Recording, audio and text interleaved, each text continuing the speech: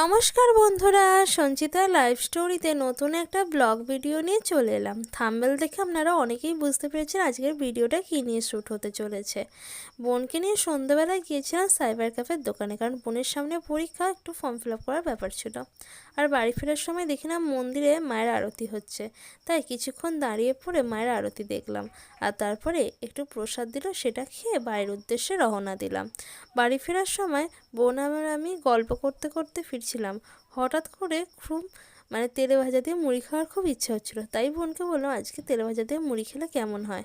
সত্যি কথা বলতে কি আমরা মুড়ি খেতে প্রচণ্ড পছন্দ করি, আর দিনে 3-4 বেলা মুড়ি দিলেই যেন ভালো হয়। যাই হোক, কথা বলতে বলতে বাড়ি ফিরে দেখি না আমাদের মনের ইচ্ছে হঠাৎ করে পূর্ণ হয়ে গেল। কারণ মা দেখি না তেলে ভাজাই করছে, বেসন ফেটাচ্ছে। মাকে হঠাৎ করে জিজ্ঞাসা করতে বলছে যে আজ তেলে ভাজা করছি, মুড়ি খেয়ে নিবি, রুটি করবো না।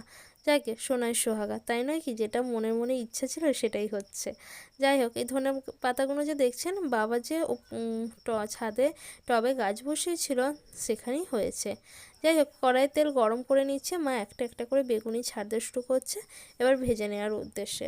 মা আমি দাঁড়িয়ে দাঁড়িয়ে অনেকক্ষণ গল্প করছিলাম। গল্প করতে করতে মা হঠাৎ করে বলে উঠল, জানিস মানু, তোর বাবা বলল এই ব্যাটারে যদি একটু চালের গুঁড়ো দেওয়া যায় জিনিসটা খুব ক্রিস্পি হবে। যাই হোক, মা বলেছিল বলে আমার মনে হলো আপনাদের সাথেও সেটা শেয়ার করি। আমরা যারা নবাগত রয়েছি, যে রান্নার সব কিছু এখনও পরিপূরককে জানি না, যাই হোক আমরাও শিখে নিতে পারবো, তাই নয় কি? আর এছাড়াও আমি একবার টিভিতে দেখেছিলাম রান্নার চ্যানেলে, যে গরম তেল যদি ব্যাটারে দেওয়া যায় তখনও জিনিসটা মুচমুচে হয়, যে কোনো ফ্রাই আইটেম। সত্যি কথা বলতে গিয়ে কি, গরম গরম সব জিনিসই ভালো, আর ঠান্ডা হয়ে গেলেই বোঝা যায় কতটা কি ক্রিস্পি থাকে, তাই নয় কি? এই দাঁড়িয়ে থাকতে থাকতে আমি আমার উদ্দেশ্যে সফল হয়েছি, কারণ আমি একটা বেগুনি চাইছিলাম অনেকক্ষণ ধরে। মা তারপর আমাকে একটা বেগুনি দিয়েছে। আর এত গরম, একবার রেখে দিচ্ছি একবার খাচ্ছি। মা তো এই দেখে হেসে মা বলছে তুই একটা বাটিতে নিয়ে অন্তত খা, কিন্তু আমি তো শুনবো না কথা, আমার খুব খেতে ইচ্ছা করছে, আমি খেতেই শুরু করে দিয়েছি। যারা একটু ফুডি হয় না, তারা খেতে সত্যিই খুব ভালোবাসে, আর খাবার পেলে পছন্দের খাবার পেলে এইভাবেই হয়তো আনন্দে মেতে ওঠে। যাই হোক, মায়ের সাথে গল্প করতে করতে মায়ের প্রায় অনেকগুলোই তেলে ভাজা কমপ্লিট। আর মাকে বলছিলাম মায়েদের যেখানে কাজে যায় সেখানে একটা দুর্ঘটনা ঘটেছে, তাই মায়ের সাথে সেই নিয়েও আলোচনা করছিলাম। মাকে বলছিলাম সাবধানে যাবে, এই সেই। যাই হোক, আমাদের 1 গামলি তেলে ভাজা রেডি।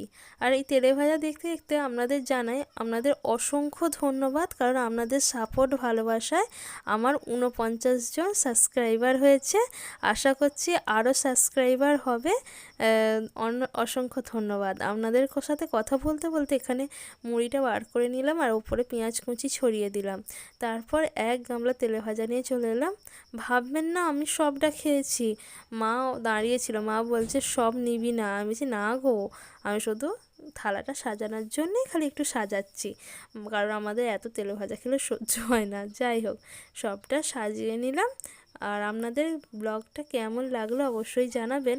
আর এটাও জানাবেন আপনারা কে কে মুড়ি খেতে পছন্দ করেন, আর দিনে কতবার মুড়ি খেতে পারবেন। আমাদের মতো কি 4 বেলায় মুড়ি খেতে পারবেন? যাই হোক, মজা করলাম। আপনারা সকলে সুস্থ থাকবেন, ভালো থাকবেন। আমার ব্লগটা আজকে এই পর্যন্তই।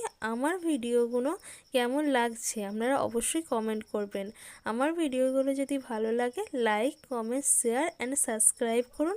আর বেল বাটনটি ক্লিক করে রাখবেন, যাতে আমার ভিডিও আপনার কাছে সবার আগে পৌঁছাতে পারে। অসংখ্য ধন্যবাদ বন্ধুরা।